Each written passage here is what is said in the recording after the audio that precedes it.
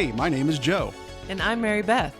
and this is the best of Gen X. We are in our 40s. And we're siblings, We'll talk about adulting in a world so different from the one we grew up in, so excuse us while we save a generation. one episode at a time. Let's go.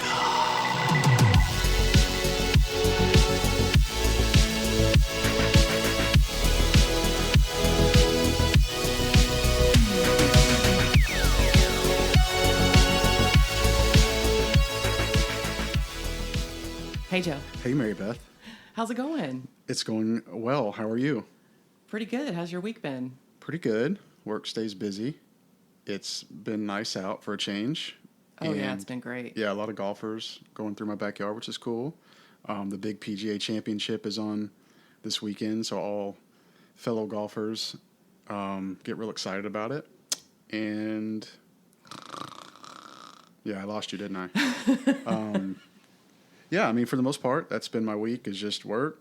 I actually did play. I did play a little golf. So Dad and I got our membership finally, and so we've been actually, able to go out on the evenings. Oh, fun. Yeah, so been enjoying that a little bit.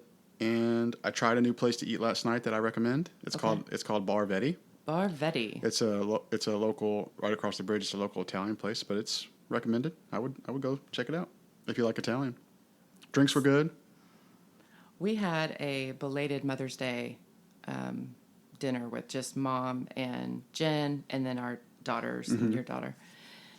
And I think we might start that tradition, like a Generations Mother's Day. Yeah, I bet y'all had fun. We had a great time. We went to Grassa Grandma. Yeah, so we both had Italian. If I said that incorrectly, I'll be so embarrassed. But had never been, always wanted to try it. Yeah, I love the inside of that place. The owner, it was best friends with our cousin Joanna.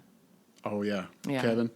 Yeah. So anyway, it was absolutely delicious. Yeah, I love And the it was inside. beautiful Yeah, it's like the inside. Tuscan Oh, yeah. vibe in there. It's Yeah, so we both gorgeous. had Italian. That's cool. Yeah. And I did see our daughters post on social media their little outfits and stuff getting Yeah. ready for it, so that was cute. It was fun. Yeah, well, I'm glad you guys had fun. I think me and Dad and Josh and the boys should do something like that. So. I think you should too for Father's Day. New tradition. Okay. Well, we'll be coming home from North Carolina on Father's Day, so maybe. Maybe that weekend. Yeah, something like that. All right, look. Okay, so remember when I told you in a recent podcast that I can recognize composers by hearing, Yes. Yes. their music. Yes. And there's no reason for me to have this gift because I'm not musically trained, right? That is 100% correct. I'm just joking. But I even looked it up because it happened again. So Josh and I started watching The Bear. Mm-hmm. Now, 3 seasons. Season 4 comes out really soon. They're about 10 episodes a season, and most of them are about a half hour, so you can get through it really quickly. Mm-hmm. This had been on my list for probably a year. But the friend who recommended it to me had said that, there's a lot of family drama, and so if you're going through a season where that will trigger you, maybe it's not. So I put it off just because I wasn't ready for all that negativity. But I'd heard so many good things about it. I knew that it was something I wanted to check out. So we finally got to it a few weeks ago. We're about halfway through season 3, but we get to the season 3, episode 1, and there is composition throughout the whole thing, and there is very little dialogue. Within the first minute, I say to Josh, that sounds like Trent Reznor. No way. Yes way. And the more I got through the episode, the more sure I was. And there's no reason for me to recognize shit like this. Like, chords are chords. Piano's piano. Cello is cello. You know what I'm saying? Yeah. But I can recognize, no, that's Trent Reznor's chord. That's crazy. Trent Reznor's piano. Mm-hmm. I was just sure of it. So we finished episode 1, and he's like, you want to move on to episode 2? And I said, let me check something. So I Googled. I was right. Trent Reznor and Atticus Ross.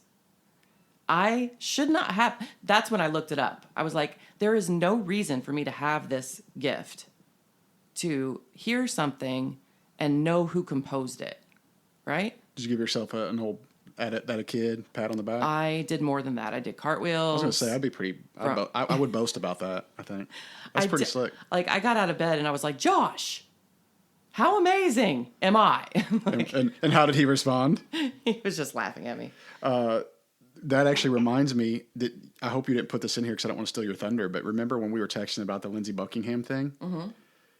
Great call. Right. I can't remember if you said you figured that out or you just like learned it or read it somewhere. Yeah. But for all those listening, Lindsey Buckingham is like one of the Fleetwood Mac members that was with Stevie Nicks. They had like a relationship. They joined Fleetwood Mac. Yeah, he's a big deal. Big deal. And Mary Beth texted me about the Christmas Vacation.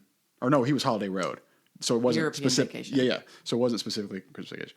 But European Vacation, Holiday Road, we were like today years old when we found out that Lindsey Buckingham was the singer. I never realized it was him. And it makes so much sense. Like, and you said it, you were like, you can hear it once you listen to it. I'm like, 1,000%. Right. Once I realized it was him, I told you, I was like, listen to it and you'll hear him all over it. And 100%. It's like, how did I miss that? That's amazing. But I just had to point that out because I knew I had recently talked about it, mm-hmm. and I didn't want people to think I was full of shit.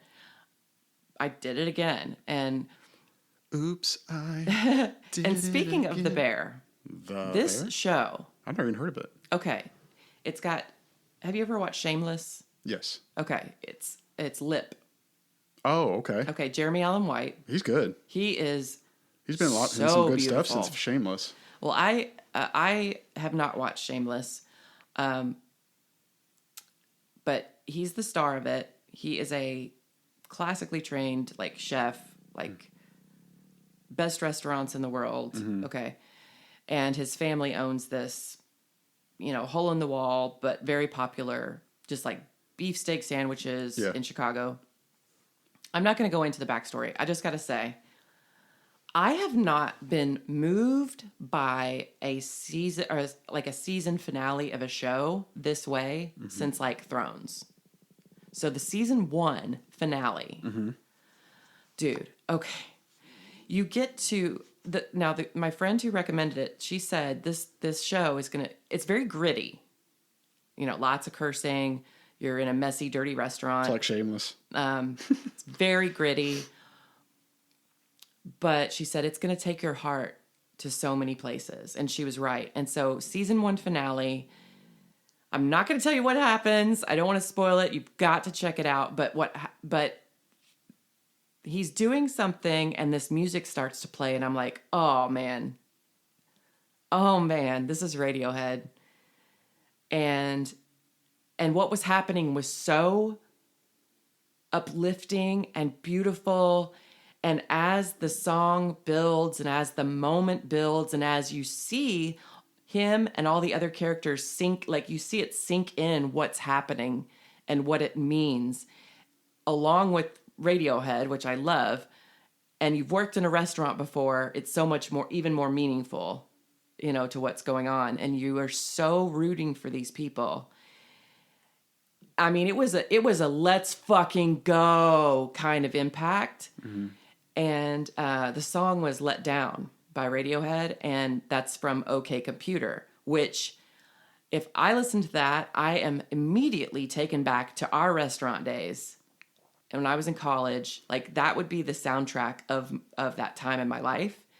And so when we were in college. Right. Yes. And that song, like that CD was in my car every time I was driving to and from work, that was blaring. And so it kind of inspired this episode because I thought we all have those songs or even those albums that take us back to a certain time. Mm-hmm. And I thought, wouldn't it be fun? We've talked about music a couple times before, but wouldn't it be fun to try to sort of craft a rough soundtrack of our youth? Because there's just too much to cover if we did our adult lives. But yeah. Anyway, I just thought, before playlists, before streaming, before algorithms told us what to feel, there were movie soundtracks and albums that like defined our lives.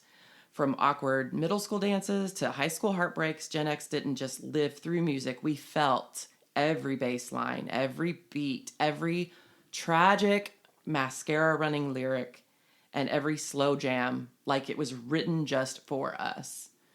And so today on the show, we are flipping through the notes of our youth to relive the songs that scored our coming of age moments, the soundtrack of our youth. So grab your headphones, cue the power ballads, get ready for a nostalgic mixtape of memories. Mary Beth, I love it. And this is totally off script, but the reason I thought that was such a genius idea was because the more I thought about it after you mentioned it, I started thinking, because even when you're in high school and some in college, obviously people don't remember every single day. Mm-hmm. You don't remember every single moment, but you remember like little snippets. You have little experiences or maybe big experiences. And if you think about it, at least from my perspective, the vast majority of those experiences and memories are associated with music somehow. Exactly. I think, me and my friends from high school, we always have conversations about reliving the old glory days. And we say, hey, remember when we were in your garage listening to Led Zeppelin on the 8-track? You remember when we had shenanigans in the car listening to this? It's somehow always like gets back to music. Yeah. And it's crazy. I don't know why that is, but like I remember sneaking. I'm here for it. After our house burned down, so the basically the second semester of my senior year of high school, I was dating your best friend, who I've mentioned before, Joe. And I remember you driving in your car from Clarksville in our rental home to pick up Joe, and we'd sneak a few cigarettes before school. No. And I remember Mariah Carey, but now I can't remember the song, but when you linger on. Not feeling, is it gonna be strong? Oh boy, you know nothing. Ooh, when you always be. See, we'll get there. Yeah, we always get there. Yeah. Man, we did that so well. I know. That song takes me back to those times. That's a good call. Yeah, but I thought that was interesting. It's like, why do so many memories and experiences go back to music? Why do they trace back to music so much? Like, what does that do to people? You know what I mean? Music is it's just an escape. Yeah, it's an escape. It's informative. It's transformative. It's up and down. Yeah. I don't know. It gives you so many like emotions, good, bad. Yeah. So I thought that was a great fitting topic for our generation. Yeah. Well, let's start with talking about the first time that music actually mattered to us. Okay. And we've talked a little bit about music of our childhood. But just some like early music memories, like what albums or soundtracks made you like feel something for the first time. Oh, it's like I couldn't stop. I couldn't stop thinking about it in my head. Like I could have listed 50 Exactly. or more. It's hard to narrow down. Yeah. You want me to go first? Sure. I mean, a couple that right off the top of my head, because I know we've talked about our old swimming days, the old West Clark Sea Cat days, or just even going to our aunt and uncle's house, because until I think I was probably in 4th or 5th grade, we didn't have our own pool. So we had to go to our aunt and uncle's house to swim in their pool. All day long. Which, number one, felt like it was like, took 3 hours to get there. They know. lived like 5 miles away, if that. Maybe 3 miles. But I remember how excited we would get. And I loved that we would spend all day there because not only did we get to have fun swimming, but we got to hang out with our cousins and build a relationship with them. Yeah. And it was like we were all siblings. Yeah, these memories that we're about ready to kind of get into. But the very first one I thought of was, who's Johnny? Yes. I mean, who's Johnny? That's all I know. Yeah. I was too little to know the words. I will run away. Yeah. So that was the first one. Let's Hear It for the Boy. Obviously. Which, if I'm not mistaken, that's Denise Williams or Williamson, something like that. Jennifer will correct me when she hears this. Well, that's from the Footloose soundtrack. Yes. So I think about that one. Shattered Dreams. You're giving me it starts nothing but shattered dreams. Shattered dreams. Yeah. Feel like I can run away. Head to Toe. I have Head to Toe. Air Club. Air. Yeah. Let's Go All the Way. Yeah. Let's Go All the Way. Yeah. And Rock Steady. Oh my gosh. Do you remember that one? Yes, I do. Steady. Rockin' till the break of dawn. Rockin' till the break of dawn. Now, Man. When I got to the edge of that diving board and that song came on, I had to pause for a second. No, but those were like the handful that just... I completely forgot about that song, but that was big. And then back then, anything that Madonna came out with was just a... Well, of course. I mean, they overplayed her stuff on the radio. I had Head to Toe. Lisa and Cult Jam. Yeah. That's classic. I would add, I mean, I would include everything you just said, but I would also add Pump Up the Volume. Oh. Dad had that on a tape and he played it in the car. Yes. What a cool song. Pump up the volume, dance. It was like so cosmic. It was. It was crazy. The background. It was the mix of it. Interesting and very electronic and Yeah. It was definitely something like we hadn't heard. Yeah, and the lyrics didn't make any sense, but that didn't matter. Yeah. And it almost just seemed like it had 3 or 4 different separate beats to it. It was really strange. But you went with it every time. Oh, such a cool song. Yeah.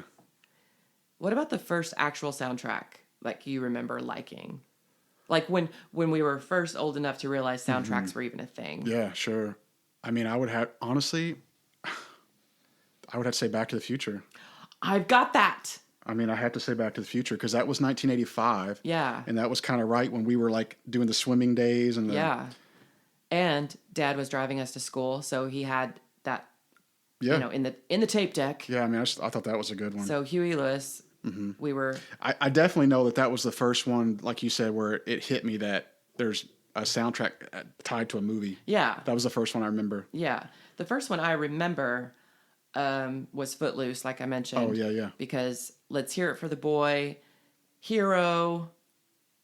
Which one? Hero? I need a hero. Oh, yeah.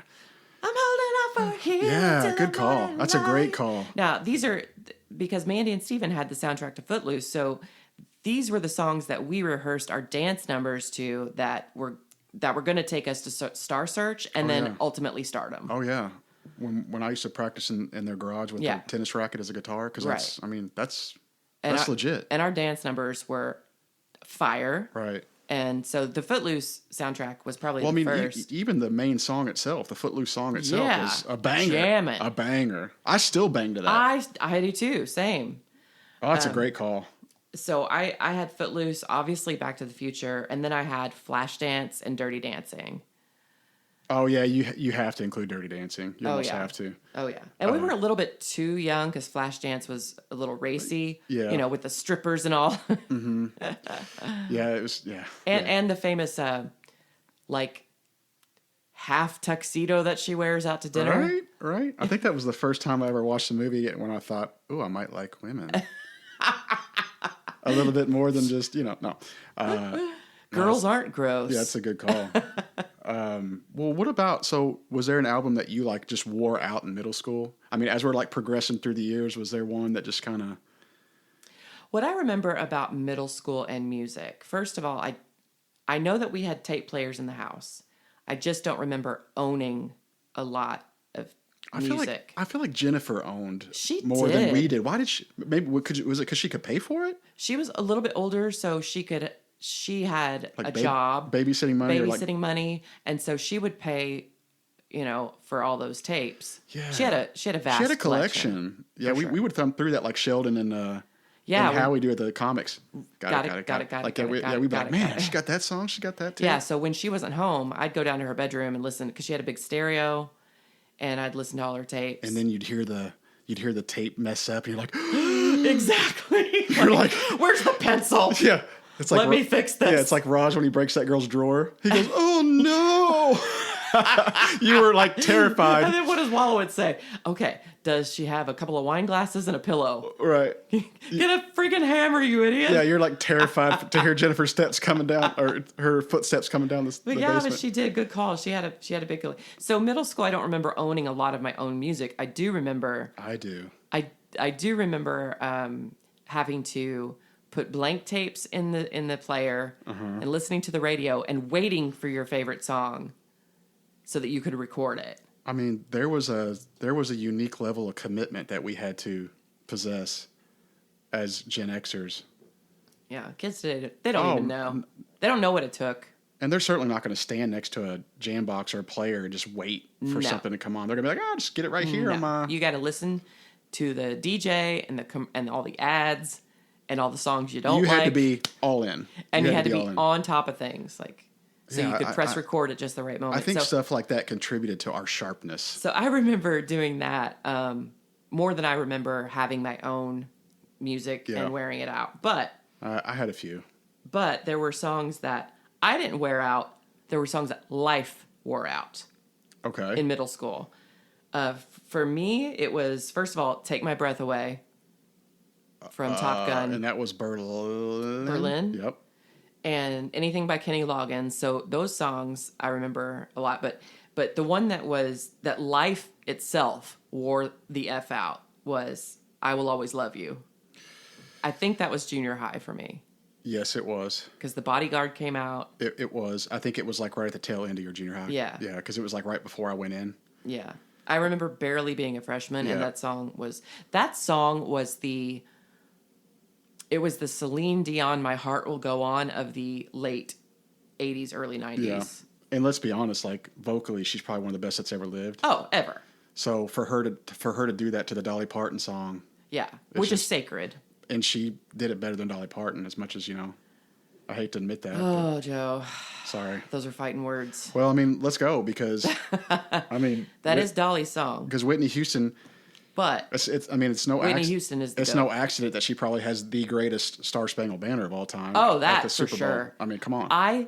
They used to play that on the bus every morning on the way to school. It was played on the radio station that the bus driver always had it set on, so I heard it every morning. Did you tear up when you heard it? I still do.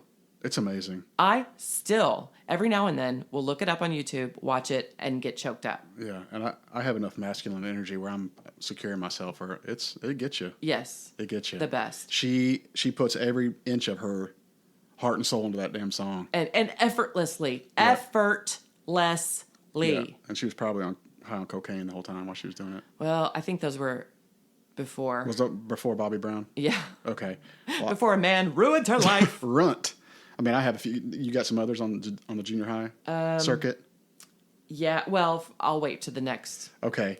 Here's a couple of mine that I know you'll remember. And I have one that I'm surprised you didn't bring up. Did you hear the slurp? I did. But there's one that you didn't mention that I'm kind of surprised. It's more of like a movie soundtrack, but it was right in that era. Mm-hmm. And it was popular.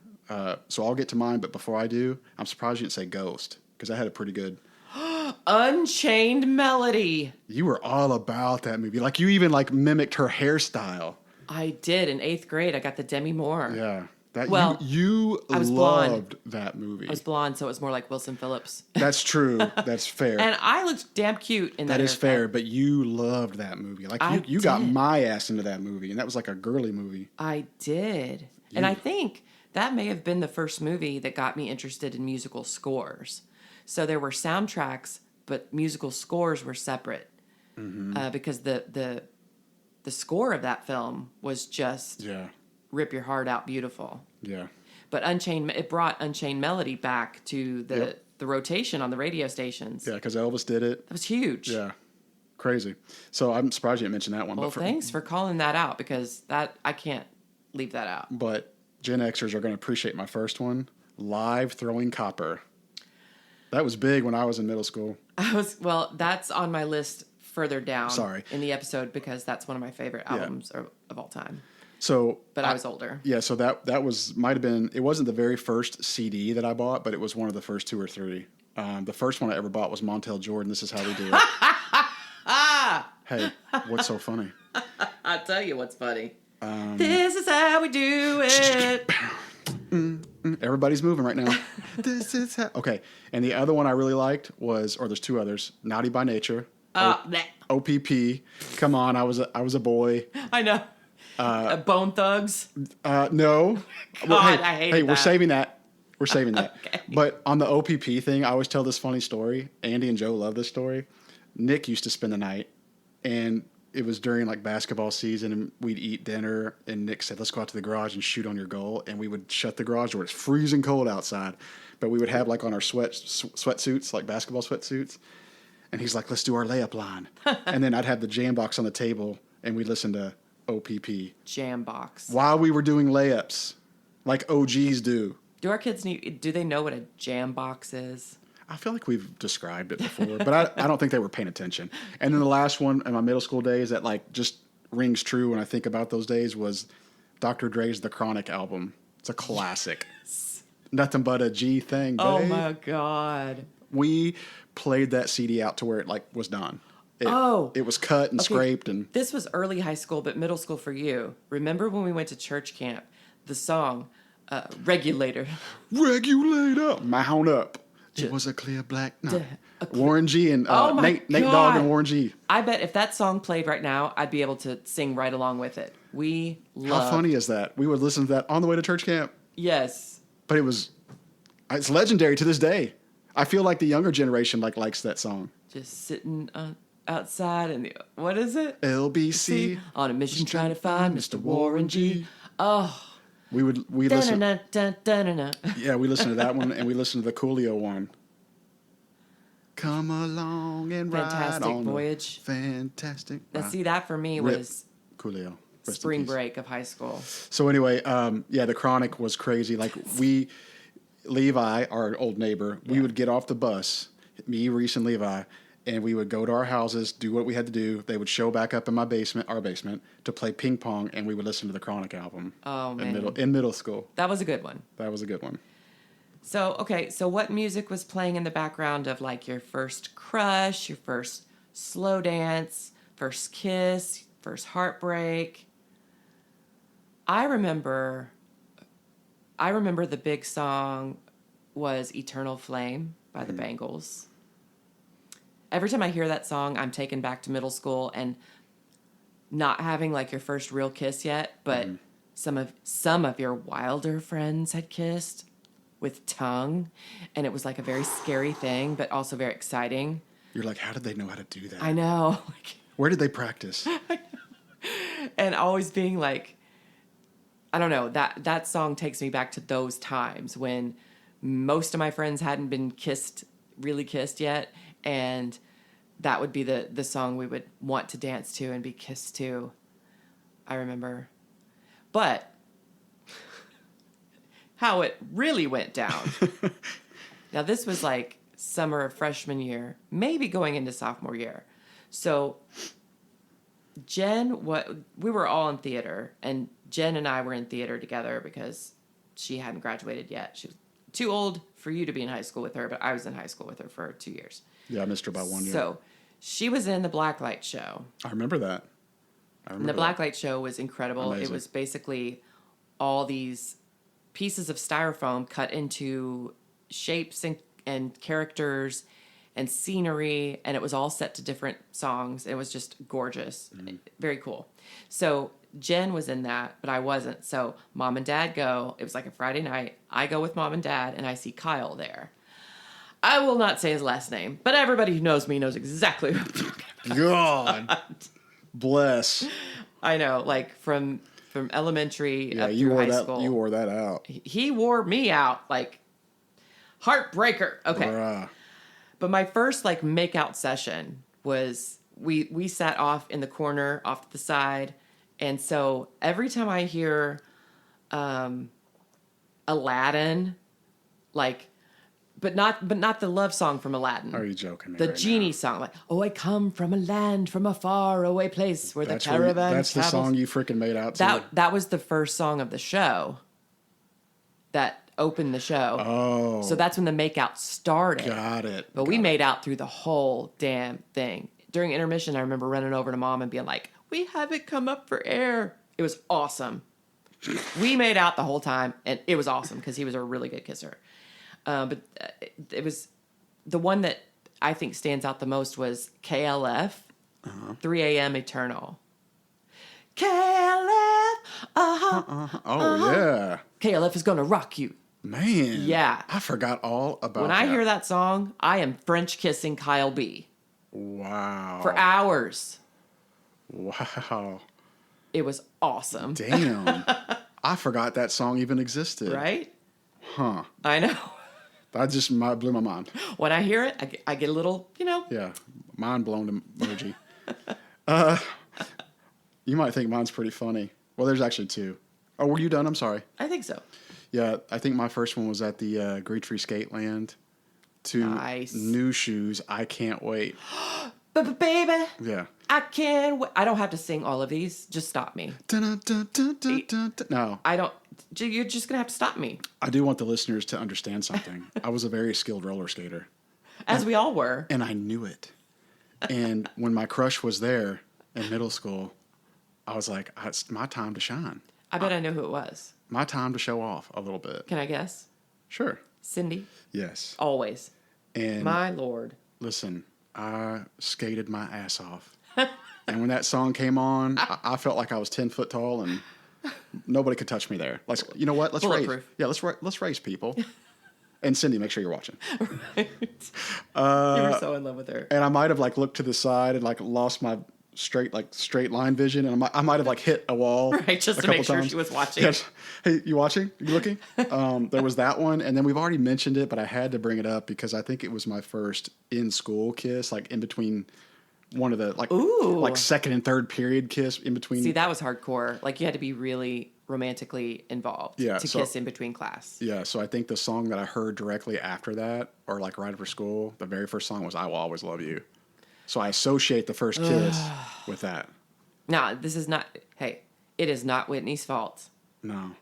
It is the world's fault because it wore it out, just like the Titanic song. So every time I hear it, I'm just like, next. Like I can't do it anymore. I can't. That was the first song I heard. It was after. so overplayed. It was. Well, it was just like the early mid '80s Madonna stuff. I mean, that stuff was on DJX every 30 seconds. Yeah, but Whitney's "I Will Always Love You" was a phenomenon.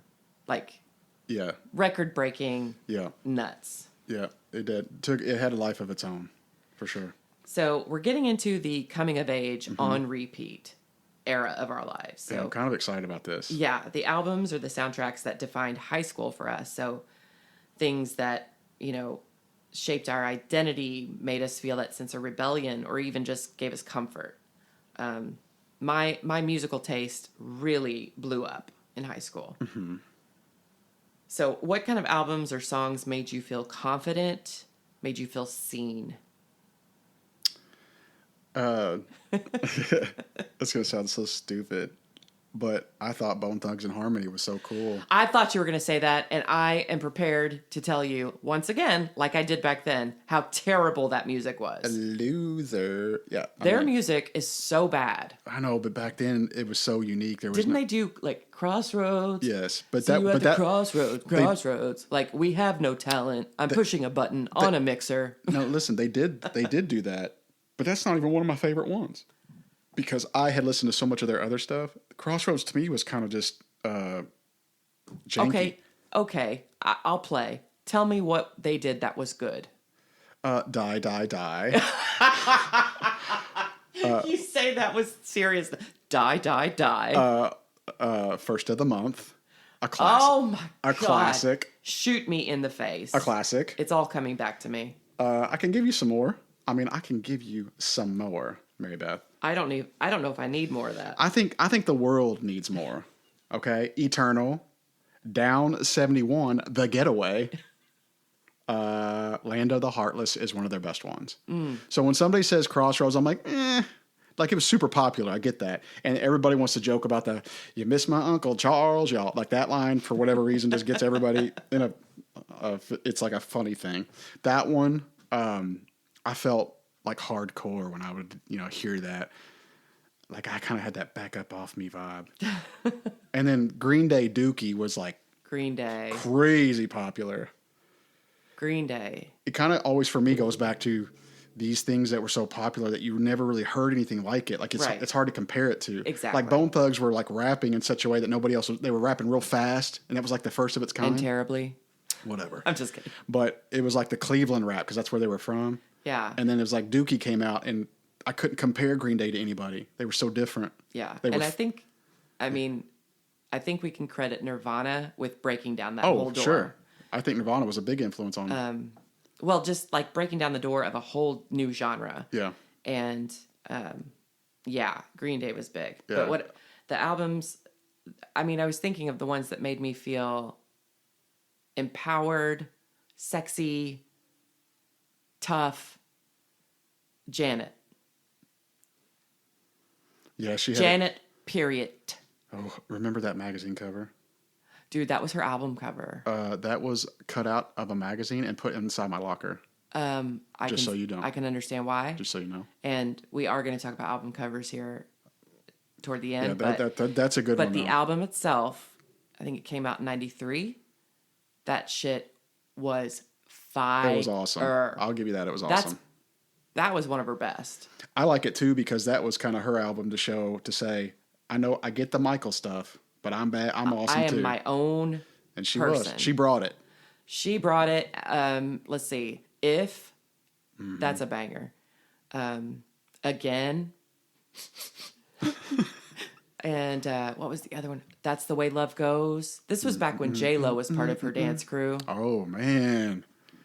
Yeah. Those were the days. Like, Throb, where she basically orgasms at the climax.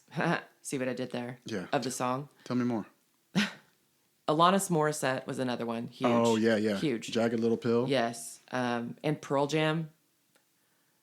Yeah, I don't. Yeah, I have some of that down the road here. Yeah. So those are songs that just like songs or albums that made me feel. Oh, and I can't confident. I actually did have Pearl Jam 10 on that list here, but this is kind of older school, but it was more in Dad's era, maybe just a little bit after. But our friends listened to it back then was like Led Zeppelin stuff. Oh yeah. You know what I mean? So I was like, it's not Gen X era necessarily, but yeah, I guess some of it is. But yeah, when we were in high school, we sort of. I mean, that's when I discovered Pink Floyd. Yeah. And I've been a lifelong. Yeah. Ever since. And it was our friend Chief was all into Led Zeppelin. He's right. one that kind of got us yes, into it. Yes. So I was like, I owned a Led Zeppelin tie-dye shirt. You know why I think? Well, it's not the only reason why, but one of the things we're going to talk about is which movies had a soundtrack that sort of defined your high school years, and Dazed and Confused carried a lot of that. Was that yours? That's the very first one on my list. That's the very first one on my list. And we didn't plan that. We did not plan that. I actually just saw that like 3 weeks ago. I was in my bed and I was like, you know what? It holds up. It holds up, and the soundtrack specifically. Amazing. I mean, it's like once you discover an older song that you were unaware of, it just, you go down a rabbit hole. And that's where I think a lot of my old school, of course we got it. We were influenced by Dad. Yep. And so riding to school with Dad every morning since he was a teacher. 107.7 or 7.1 or whatever it was. So we were pretty fortunate to already have that in our musical repertoire. But I think Dazed and Confused opened the door for a lot of just mainstream kids getting into classic rock. Yeah. And the best part, you remember how Dad used to say, okay, who sang this? Yeah. What year was this? And I'm like, Dad, I'm 10. Right. I have no idea. But he that was his way of like engaging us. Yeah, he dropped some knowledge on us. Yeah. Like we knew more than our friends, a lot of our friends, I think, because of that. Yeah. Can I tell you something kind of creepy? Please.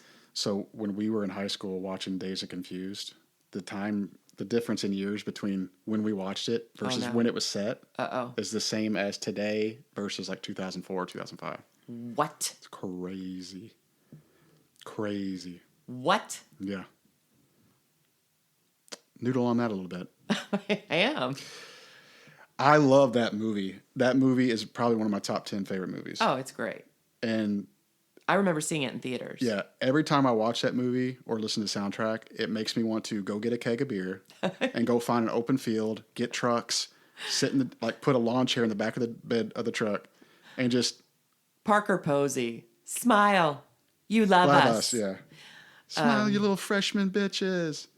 That movie is so great. And of course, it was the introduction to Matthew McConaughey, which is, he's an American treasure.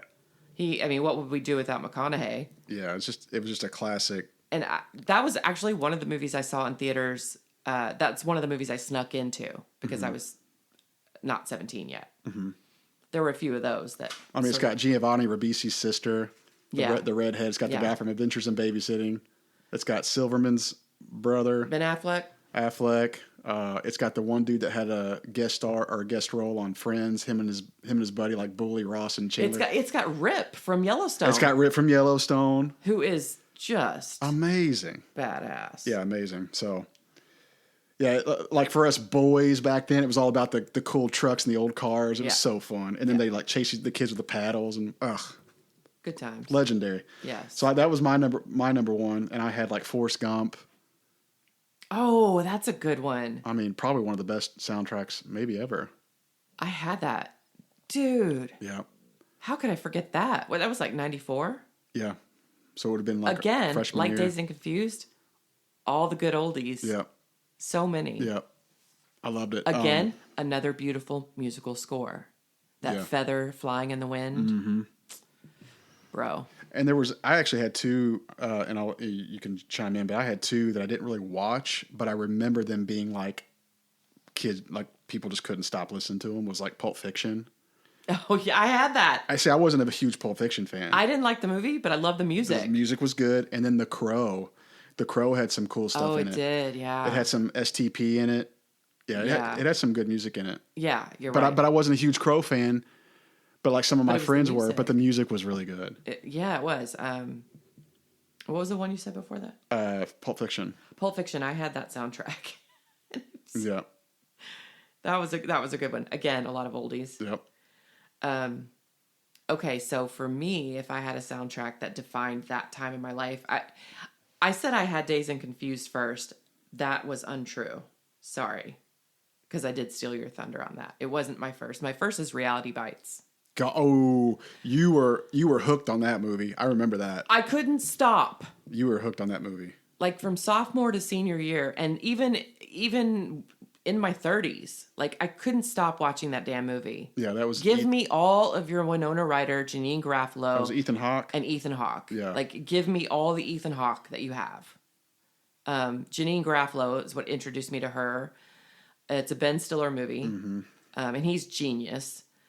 And it's such a damn good movie. It's such a subtle but beautiful love story and so relatable to people our age especially. And but the soundtrack, come on, like I Love Your Way by Big Mountain. Ooh, baby, I love. Oh God, yeah, you played the hell out of that. Yeah, and Added Up by Violent Femmes, which is, I think that's the song that Ethan Hawke, after they sleep together and then Ben Stiller walks into the bar and he's like, this one's for you, Lainey. Why can't I get just one kiss? Why can't I get just one kiss? And it's so hot. And then Stay by Lisa Loeb. Stay. You stay. I only hear what I exactly. want to. I don't listen hard. Fun fact. Don't pay attention. Ethan Hawke directed that video. Oh, really? And it's all one continuous shot, no cutaways. Oh, I had heard that. Yeah. What's even crazier is Hawke. I listed Pulp Fiction, which has Ethan Hawke's wife, and you listed right after that Reality Bites. Yeah. That's crazy. Uma Thurman. And I love their child. That's crazy. In Stranger Things. Yeah. Wow. Big fan. Look at us. So it has My Sharona by the Knack. Yep. It has it's definitely my favorite U2 song, if not my favorite love song. All I Want Is You. Guys, if you have not heard this song, or if you forgot about this song, I want you to get on YouTube and look up U2, All I Want Is You. It's got beautiful orchestration. The words are beautiful. I'm drawing a blank. All I want is You say you want diamonds, a ring of gold, your story to remain untold, and all the promises made from the cradle to the grave. Ooh, she did the fist. Yeah, the fist is going down. I'm really doing it. And probably one of my favorites from that soundtrack was Tempted by a group called Squeeze. I bought a toothbrush, some toothpaste, a flannel for my face, pajamas, a hairbrush, new shoes, and a case. I said to my reflection, let's get out of this place. Actually, I remember those songs. I just want to hear you humiliate yourself and sing. The laundry on the hill. Yeah, that's one of those songs. That's a good one. Now, I can't believe I got that far. I haven't heard that song in years, but it's one of those that you could just like sing along to if it came on. Yeah, My Sharona, I forgot about that one too. That one had like that catchy bass Dun-dun-dun-dun-dun. And it's got that iconic scene where they're in the gas station Yep. store, and they're all dancing to it. Good So call, cute. man. But my other soundtrack that I just wore the hell out in high school was Threesome. This was a little known film. I think Josh Charles, That one had Laura Flynn Boyle, that's who I was trying. I couldn't remember and her last Stephen name. Baldwin. Yes. And they get roomed together by accident because her name is Alex, Yeah. and they thought she was a boy. Well, they develop this friendship, and there's this love triangle stuff happening, and one of them's questioning his sexuality. So it's called Threesome. Again, another movie I snuck into theaters because I wasn't old enough. But the soundtrack's really good. It's I'll Take You There by General Public. It has a great song called New Star by Tears for Fears, and another great U2 song, Dancing Barefoot. Great soundtrack. I freaking love Tears for Fears. I do as well. God damn. And I've been seeing some recent reels on social media with them playing now, Yeah, and they just still sound amazing. yeah. But Yeah. I would recommend, if you're U2 and Tears for Fears, Threesome soundtrack, go look it up. Do it. Well, I think what a good shifting of gears would be to talk about, like, those were our teen years. So what about like teen movies and soundtracks? You want to go there? I think that we have covered it in terms of Dazed and Confused and Reality Bites. Like teen movie soundtracks. Oh, you're missing some. Oh, I know I'm missing some. Like, I'm not covering all of them, but like, there's The Breakfast Club, That's one of mine. 16 Candles. Can't Hardly Wait. Can't Hardly Wait. Mike Dexter. Who we met. Who we met. Who Peter. wanted to hang out with us. He did. He said we were cool. I heard him say it. He said it. Clueless. Yes! Oh my God. I had the Clueless soundtrack. Hello. I forgot about that. And this was late 90s. Late 90s, because I was a senior when that came out. Oh, no, I'm talking about the next one. Oh, because I did have Clueless. American Pie. That was kind of like, See? to me, that was kind of iconic. See, I was in college when that came out, and I was like over it. Like, you got to be more clever than just like potty humor. I know, but that was right up our alley. That was I know, that was like the immature that high was school in dude. our wheelhouse, baby. That was in your wheelhouse. I was just like, remember that movie made me just roll my eyes. This is how immature I was back then. I remember seeing it at the theater, and I walked out of the theater, and I go, "That's the best movie I've ever seen in my life." Maybe it was just so relatable. Are you ashamed? Yeah, Because you should be. I am now, but it was so relatable. Okay, so what was your like walking into a party like a boss album or song in high school? This one's easy, but you might make fun of me for this one. Well, let me start by saying I didn't go to high school parties. Actually, and the only parties I went to were with you, and you were 2 years younger than me because I was dating your best friend, and I loved all your friends. Mm-hmm. So we hung out a lot together. Mm-hmm. And so the only parties were with your crowd. That's what started my deep disdain for you. Like, I wish you weren't here right now. Hey, remember that time? Punch me in the heart. Hey, remember that time my sophomore year that you really pissed me off? Can we talk about that? No, I was joking. Let's go there. I'll tell you what. Were you going to say yours? No, you go first. You're probably going to laugh. You're either going to laugh or you're going to be like, dork. Notorious B.I.G. Oh! Life After Death album. Dang. Hey, that was Biggie, Biggie, Biggie. Can't you see? Hypnotized. Hypnotized was my jam. Mo money, mo problems. Hey, 10 Things I Hate About You. Another iconic scene when she gets drunk at the party and dances to Hypnotize. Yeah, that was big. Okay, that I could feel that. But there were a couple songs, like I mentioned If by Janet, that made me feel like a boss. And for some reason, Tracy Chapman, Give Me One Reason. Oh, that's lame.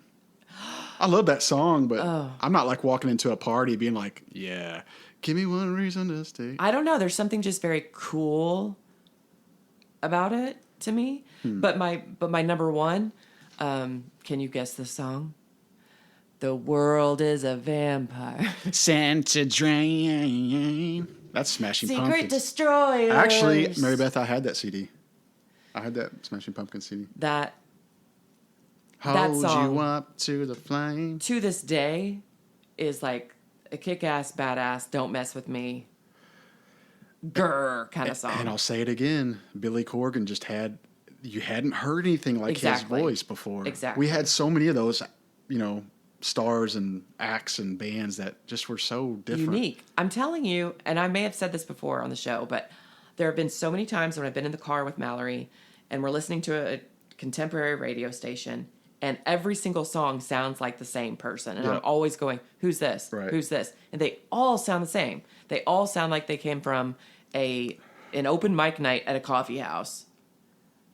Squirrels being strangled.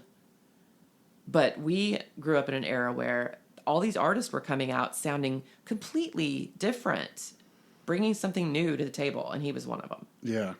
It's almost funny now to think about it. It's like you had these groups. People were kind of like split up into these groups, like divisions. There was divisions.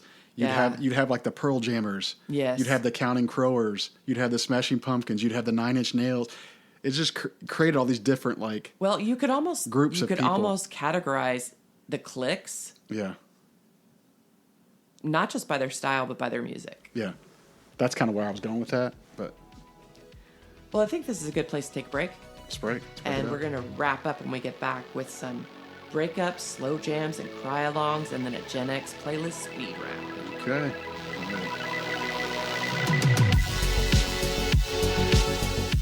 Hey, listeners. Do you like judging people as much as we do? Then judge us. To submit your criticisms and complaints about our show, you can reach us at gotohell@bazinga.biz. For all other comments, questions, or suggestions about future episodes, drop us a line. Send us a text from our website at thebestofgenx.buzzsprout.com and click on the link just above the show notes. Or email us at thebestofgenx@gmail.com.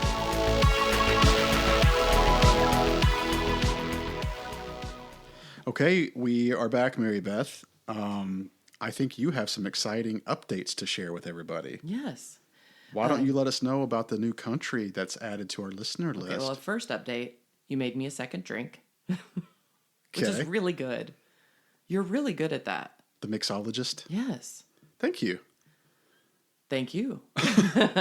You're welcome. Yes. Okay, so we are now in 22 countries. Welcome, the Netherlands. Oh, cool. Particularly in Limburg, and I can't pronounce the name of the village. Mm-hmm. But it's one of those things where I could tell in the analytics, and I want to be specific because I want that person to know we saw it, and we are so excited that you found us because the timing of it and the number of downloads in that one particular spot in the world, the analytics made it clear that somebody stumbled upon us and then basically binged 27 episodes. Isn't that kind of the coolest feeling? It's when it's crazy. Not just that you stumbled on us, it's that you just kept listening. Exactly. And you know what? If you're listening, I want to know who you are. I want to hear from you. So reach out to us. But yeah, we have added the Netherlands officially to our list. 22 countries around the world. So cool. And we do have some listener feedback. Okay. We got a message after our last episode where we interviewed Mom. And I did, when I played it back and listened, I realized that, to an outsider, we sound like we are, me in particular, really hard on Mom, but we tease her. She's so childlike and innocent and such a pleaser that it's easy to tease her and fun. No more rhymes now, I mean it. Anybody want a peanut? And so I thought, when I listened back, I was like, dang, we sound kind of cruel to our mother, but she is just, she's quiet and it's just fun to mess around with her. And she doesn't take She's an easy laugh. Yes. But anyway, that may have prompted what our listener sent to us. And this is the guy we've talked about many times, the man who married me and Josh in your living room, mm-hmm. Ronnie, or as we like to call him, Reginald. He sent us a Facebook message and said, Terry Ledbetter's a saint. I bet he made sure to say that that's in the Wes Mantooth voice from Anchorman. Oh, that's from Anchorman. That's Vince Vaughn's character, where they're getting into the Weather Channel battle when all the Weather Channel teams are like pitchforks and all this other stuff, and he goes, Dorothy Mantooth is a saint, because somebody was clowning on his mom. So So thank you, Good Ronnie. call, Ronnie. Thanks, honey. We love you. Yep. We got to have him on. We've got to have him on. Yeah, we should. Yeah. We got to think of what the angle is, but we got to have him on. What does he do for a living? I mean, he's got real estate stuff, mortgages, but financing. He's been real successful in the real estate biz. Yeah, and I think he knows so much about just the finance world that he could offer some valuable information for people our age. Yeah, there's that. But then if you go on tangents with him, he knows a little about a lot. Exactly. So, he's one of those guys. Yep. And he's just fucking fun. Yeah, he's amazing. I feel better every time I'm around him. Exactly. That's the kind of person he is. You always feel better after being around him. So Anyway, thanks for that, Ronnie. Okay, so let's talk about breakups, slow jams, cry-alongs. So the music that got us through heartbreak or helped us wallow like champions. So what would you say is the most devastating breakup song from your teen years? How do I Oh my God. say goodbye? Yeah. Now, see, I would categorize that as a funeral song. Oh, well, okay. Yeah. Oh my it's God. so hard to say goodbye. Boys to Men. From Philly. Boys to Men. ABC, BBD. The East Coast Family. That was a crazy breakup song. Okay. For me, I can't make you love me if you don't. Bonnie Raitt. Oh, I was going to say Bonnie Raitt. Damn it. Hardcore. Allow me to... Let me backtrack. Man. Bonnie Raitt. Did I get it? Damn. Damn, you've named probably 5 songs today that I've already forgot existed, but then once you said it, I'm like, oh, yeah. Oh, I know. But that song is just...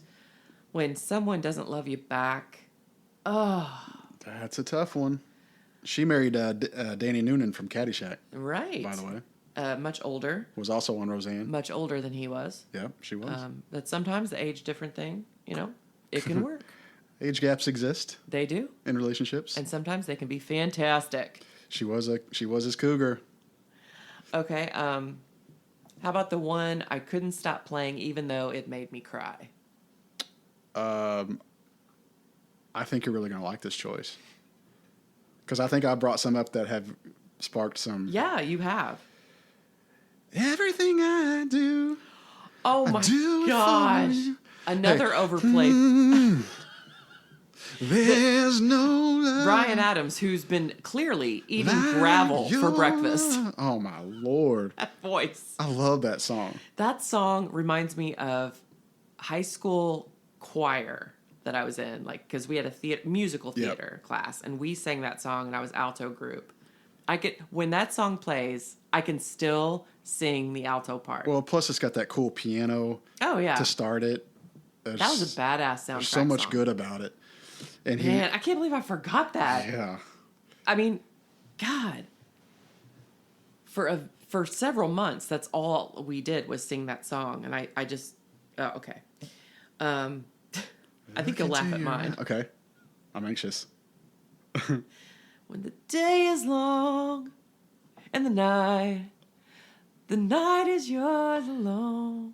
Oh, that's a Everybody Hurts. Everybody Hurts. REM. That's a classic. That is a classic. And the video is so cool. Yeah. They had some really cool... Where everybody's just in bumper to bumper, standstill, and everybody starts getting out of their cars. But also, it's played in The Office when Dwight is depressed. Yes. And it's also in The Big Bang Theory when she's on the harp. Yeah. And she goes, sometimes. Sometimes. Now... Everybody Hurts. Now, once again, I hate to be a broken record, another band that when they came out, their music was just so... Different. Different sound, different speed, different riffs. It was crazy. Yeah. I mean, I think of him, and I think of Jewel, and all these artists that came out that just sounded even Shiny Happy People. I mean, they were just so different. There's so many like that. We didn't even. I got through the middle school years and didn't even mention Love Shack. Oh God, I get the draw to that song, but it wore me out. It wore all of us out. But that was the anthem of our grade. Don't ever say that song around me. Okay, done. But yeah, Everybody Hurts. Let's see. Over the top heartbreak ballads. Ooh, Over the top. I'm actually super anxious to hear yours, but I'll start. You already mentioned Jagged Little Pill from Alanis Morissette. You Ought to Know. You think that's over the top? I do. Then you can go find yourself a new best friend. Hey, done. Hey, remember in sophomore year you pissed me off, and we need to talk about that. Next time we break, we'll talk about that. Torn by Natalie and Bruglia. Nothing's right, I'm torn. I'm all out of faith. Yep. This is how I feel. I'm cold and unashamed. Yeah. I am so sorry to the listeners that I'm singing every song. Yeah, we both suck. And then my last one. Ready? Wait, you said we both suck. One of these days, you and I, on this podcast, are going to sing Cruisin'. Okay. Me and you. The Gwyneth Paltrow and Huey Lewis version. Closing the restaurant. We'd have a beer at the bar. Cruise with me, baby. We had it locked. We did. We practiced. We're going to sing it together. We practiced. We'll practice we gave and we'll it a sing good, it. Yeah. Okay. Okay. And my last one is a good one. We've already mentioned the band. Ready? I always say ready. Dun, dun, dun, dun, dun, dun, dun, dun, dun, dun, dun, dun, dun, dun, dun, dun, dun. Although we go Oh my God. to the end of the But you, okay. Still I can't. So that was your devastating breakup song, but also the over No, the top. It's So Hard to Say Goodbye was the devastating breakup song. Oh. We're Same still band. in Boys to Men. Yes. Okay. Get it right. Gosh, you're so bad at this. But see, all the R&B stuff really runs together for me. And then they had the guy that goes, baby, Baby, I really need I'm going you. to talk through this part because somehow it makes it sexier. I think the over-the-top breakup ballads, I've already mentioned I Will Always Love You, My Heart Will Go On, those are givens. But then there's Always by Bon Jovi. And I will love you always. Oh, I forgot about that one. Or something like that. Yeah, I forgot about that one. But here, okay, and I'll come back to this, in a minute, but at the time, I thought it was just over the top, overplayed, not cool. Nothing Compares to You by Sinead O'Connor. It's been 7 hours. I hate that song. Okay, I did too at the time. But you like it hits different now? We're going to circle back. Okay. But at the time, I couldn't handle it. Okay. I was like, this lady's weird. Yeah. She's bald.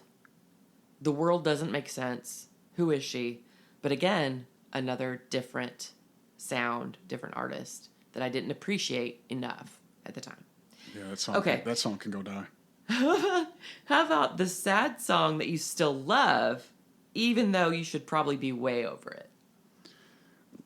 I hate that we've already talked about it. Mine was Everybody Hurts, R.E.M. Well, that's a good point. Now, see, I had that as the one that still makes me cry if I listen to it. But you say, I get it. You should probably be over it. We should all probably be over it, but it's too damn good. Yeah, I can't not listen to it and sing along with it. But I kind of cheated on my answer for this one because it was the same year that I graduated, so still in my teen years, but it was my first semester of college. Mm-hmm. Don't Speak by No Doubt. You and me, We used to be together every day together. You remember the Always. urban legend that she was a man? No. Oh, maybe it was just my friend group. Ronnie will know what I'm talking about. There was like this urban legend that she was actually a dude. I've never heard such a thing. And every time I heard that story, the next time I would watch her video, I'd be looking real close, like, is she? Okay, dude? you know what? Is there an Adam's apple? I hate to say this. She used to be super cool. She used to be trend-setting. I even remember her wedding dress when she married Gavin Rossdale from Bush. Yeah, I know who that is. It was like a... Glycerine. Oh. Sorry. Da-na-na-na-na-na-na. Got a machine head.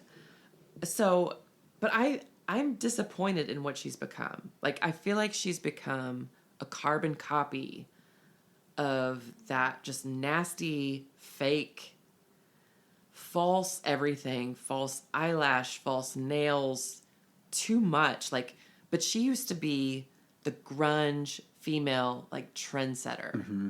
And I just feel like she's become Blech. like the rest. Blech. You know what I'm saying? Yeah. Like, just like the rest of them. But Yeah. when she came onto the scene, Yeah, no one had ever seen anything like her Uh-uh. in our generation. Yeah, I thought she was good. She was like, the Joan Jett, Yeah. the Stevie Nicks kind of rock voice for women. And I don't know, I just feel like she's sold out in her look and her style, but she had some bangers for years. But I'm telling you, Don't Speak, I can still hear it and still like just Yeah, that was super popular. Super popular. I should be over it, but I'm not. Yeah. Hey, and we've already mentioned Stevie Nicks and Lindsey Buckingham in one podcast. And by the way, I'm still not over the fact that Lindsey Buckingham is the reason that the follow-up album to The Rumors sucked. And I don't forgive him for that. Why? He made some kind of weird, like, I'm in my safari, fedora, watch me make this album of really weird fucking music phase. Yeah. And it really drove the band crazy. I've seen the documentary. The album after that is awful. Yeah. Awful. And it's his fault. And when love is part of the equation, love and breakup, and you're in a band together, and I mean, how do you move on from that, and how do you figure your way through it? Yeah. And he thought he was getting like super like deep and artsy and creative with his music, and like it was awful. But So I'm still not over that. Stevie Nicks, of course, is as magnificent as she is. She was the one who went solo and rocked the world. Yeah, so. she's awesome. Okay, sorry. Sorry, were we on the What sad song hits different? from back then hits differently now? Winds of Change by Scorpion.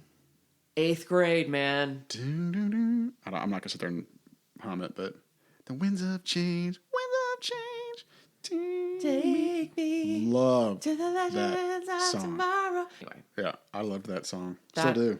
But so it hits differently now? Mm-hmm. Well, how so? Maybe because of my mood when I listen to it. Like back then, it was like a sadder kind of vibe to it when I listened to it, and it made me sad for some reason.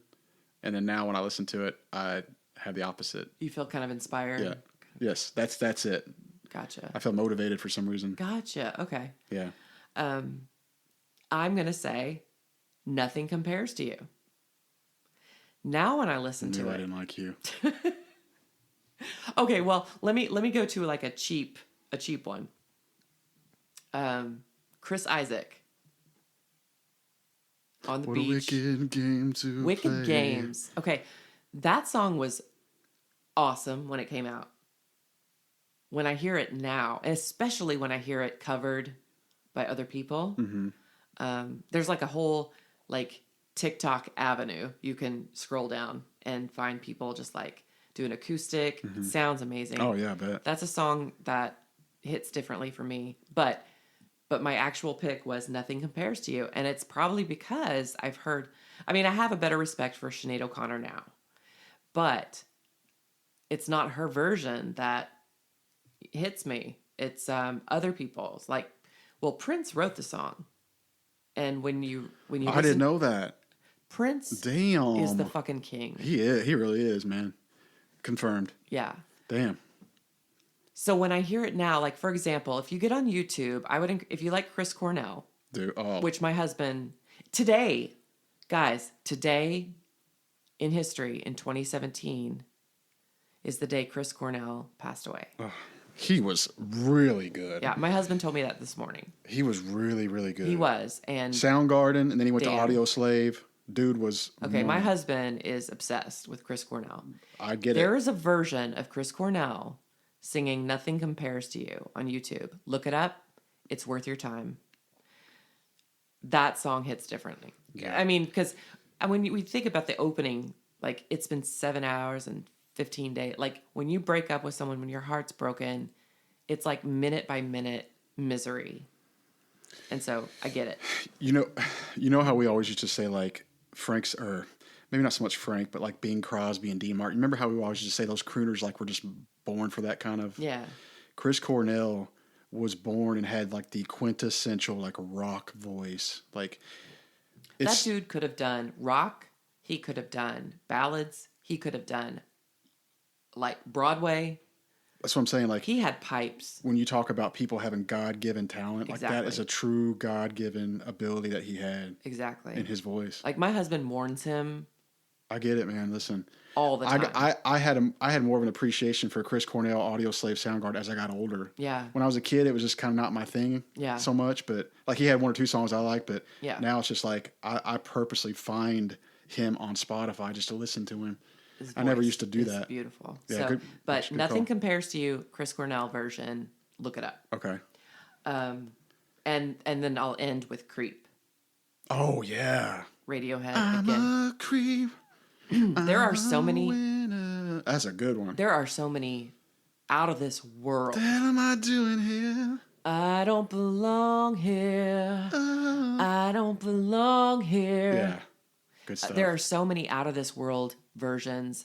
Go to TikTok and look it up, and you can just see regular people who should be superstars cranking that song out. That song, but like the older you get and the more life you experience, the more heartbreak you experience, the deeper things hit you, things matter. That song. Yeah, that's a good one. And it's kind of like flying under the radar, but like Verve Pipe was kind of similar. Yeah. They had some good stuff too. Okay, so what about we wrap it up with the Gen X playlist speed round? This was tough for me, man. It was tough for me too. You and I have some good speed rounds historically, so I'm anxious for this one. You start. Okay, Mary Beth. Oh, you want me to give you mine? You start. Okay, so best prom song. Best prom song. I went to 3 proms. I'm going to sing. I'm going to do it poorly, but I'm going to. You're not going to do it. Joe, you have a good voice. No, but I can't wait to hear you sing again. We need to karaoke. But I'm gonna purposely sing it kind of bad. Okay. You ready? Okay. You ready? You ready? Did you ready? Did you like that? You ready? You ready? Ready? Baby, when you're grinding, I get so excited. Ooh, how I like it. I try, but I can't find it. You're singing like in your head voice, Oh, you're dancing real which does not do your voice justice. Hey, oh, you're dancing real close. Come on, you know this one. Real close. Plus, it's real slow. Yeah. You making it hard. I recognize Yeah, that. that's Too Close by Next. Too close. You just, that makes you think of prom? Yeah, because that was like one of the songs, because that came out like literally like 3 weeks before prom. Okay. So my junior year, I asked a sophomore. His name was Troy. Mm-hmm. Did you play golf with him recently? Oh, shut up. I did. He was on that golf trip we went on. Yes. Okay. For whatever reason, because I'm awesome, he was not into me. But he accepted to be my date. He was a sophomore, so you had to be invited as a sophomore, right? So I was a junior. I do, because I went my sophomore year. Right. I crushed so hard on this kid. Hard. And I wanted him to like me. He just was never into me. But he was very cool, very polite, very kind. A very cool date. Okay, so this is not your typical prom song, but during that prom, they do the whole garter thing. Or they did back then, where you'd wear a garter on your leg, just like a wedding, which is dumb. I don't know why we did it. But the DJ was like, all right, here we go, guys. And so all the guys got on their knee, took off the garter. Oh, my and of course, Lord. I'm like, hyperventilating because I'm so into him and whatever. And so then once all the guys have the garters and they're, throwing them in the air, whatever, then the DJ says, now men, kiss your date. At a high school prom? At a high school prom, which was amazing because otherwise he wouldn't have done it. That's like unheard of. Troy, if you're listening, you're gonna have to send this to Troy. Okay. Troy, if you're listening, I was so appreciative of that DJ because you would not have kissed me otherwise, but he kissed me, like hardcore kissed me, and I wasn't expecting it, so I don't feel like I was very good and I didn't do my best job, but Always frustrating. and I had braces, so that was kind of bleh. Extra frustrating. But I was so grateful to the freaking DJ for saying kiss your date. Because Kudos. I knew he didn't like me. Kudos but to I the wanted DJ. him to like me. Oh, that's awesome. But here's the thing. Here's what was playing. My whole point. Okay. Closer by 9 Inch Nails. Oh. You make me. I want to fuck you like an animal. I mean, come on. Yeah, that was a good one. Now, that is inappropriate for high school. Very much. For a high school The prom? fact that they even did that little ceremony was Yes. completely out of this world to think about now. And then played that song, and then he kissed me. It was just like, I cannot even take the sexiness that is upon me right now. I think for me, So like, thank you for that, Troy. It's a good memory for me. I'll have to I mention- hope it's not a bad one for you. yeah, well, he and I ended up being fraternity brothers in college. I'll have to say something to him. Yeah. Yeah, another honorable mention for me real quick was I hope you had the time of your life. That was my senior. Yeah. Okay. Best? Best breakup anthem. I, as you know, was a big fan of Pearl Jam. Mm-hmm. Black. Yes. Ooh. Do-do-do-do-do-do-do. You know, one of these days we'll do a soundtrack of our adult lives. Mm-hmm. And Pearl Jam will be in the mix when Josh and I fell in love. I had the 10 album on record downstairs. It's amazing. classic. One of the best ever. It's one of the best ever. Yeah, Pearl Jam Black. Best breakup anthem, obviously for girls, You Ought to Know. There is no other for our generation. You Ought to Know, Jagged Little Pill. Okay. And I've seen her. And wasn't that about I've seen her live. Wasn't that about Dave Coulier or whatever from Yes, from Full House. Yeah, I think it was which about kind him. of ruins it. I know, cut it out. Because he's such a geek. Hey, he actually just recovered from cancer, I think. So Oh, good for him. No, he's a great guy. Yeah. And apparently he heard the song like when it came out, and he was like, it hit him hard. He was like, I really hurt this girl. But then he said, years later they connected, things were great, she was fine, whatever. But I mean, it made for great music, but to find out it was about him did take a little wind out of that sail. Yeah, it did. Okay, best album cover. Best album cover. Best album cover. So for me, I have two listed, but I have my second one has like a 1A, 1B. Okay. And again, I'm just my criteria is the visibility and like what makes me buy an album. Okay. Because of the I'm buying this album because of the cover. Okay. Basically, was my criteria. Okay. It was between for me Prince's Purple Rain. Shit. Album cover was lush. It was awesome. God, Prince. And Guns N' Roses' Appetite for Destruction. Yes. But as close next one to that is Def Leppard. Yeah, Hysteria. Oh, but yeah. honestly, any Def Leppard album cover was the shit. Right. Like Pyromania was cool. I thought for sure you'd say the Nirvana. I almost did. You know that baby grew up and like sued. Yeah. Yes. I almost did. Tried to sue for like. I almost did, and I loved Nirvana. Like Something in the Way is like a sad. Yeah. But did you know that the I did. the baby? Yes, I did. Yeah, because it showed his little ding-a-ling and. Yeah, and he felt violated. Whatever. No, that was. It's like, dude, you're exposing yourself right now. Yeah, well, nobody knows who that baby is. I didn't want to bring it up Pearl Jam 10 just because I had already mentioned them, but like that album in itself was like you see that and you associate with that time frame, Absolutely. that time period and stuff. No, those are good. Those are good. Yeah, what'd you have? Best album cover. I'm gonna put Throwing Copper out there just because that's it's a good so one. iconic. I had that. Yep. And so recognizable. But I think the hottest album cover of my high school years had to be Janet. I'll say it again, period. Oh, yeah.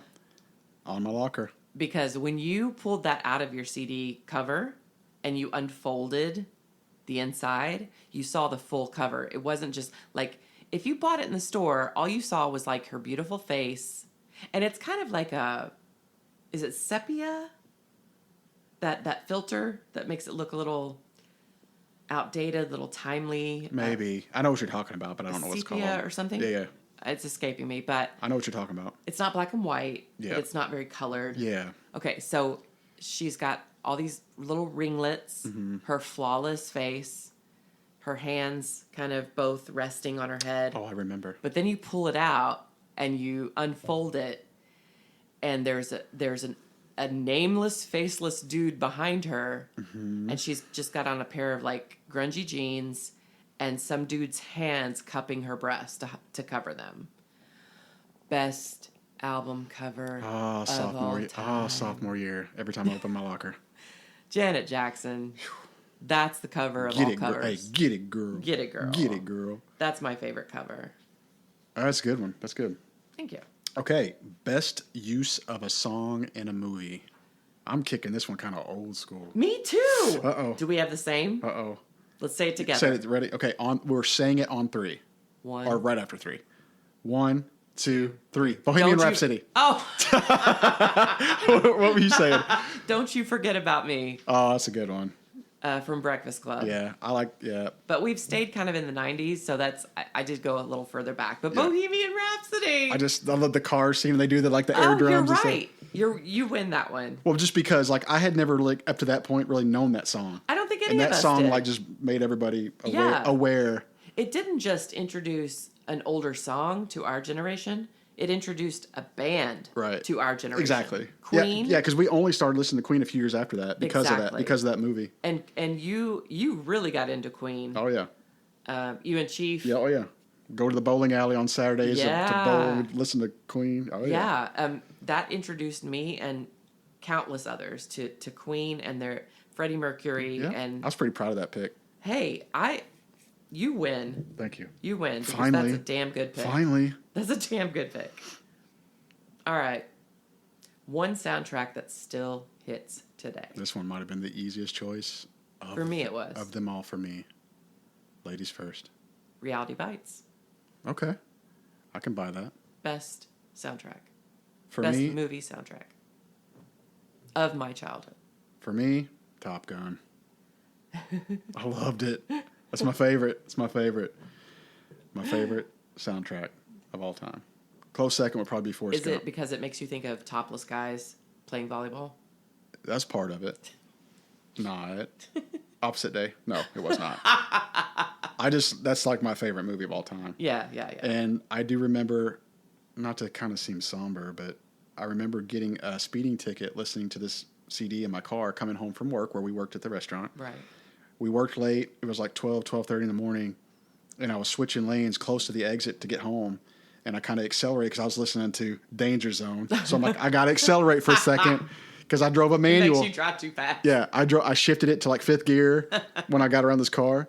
And the cop pulled me over. And another cop pulls up behind him. And I'm like, oh, crap. Oh, no. And the second cop comes up to stand next to the cop at my window.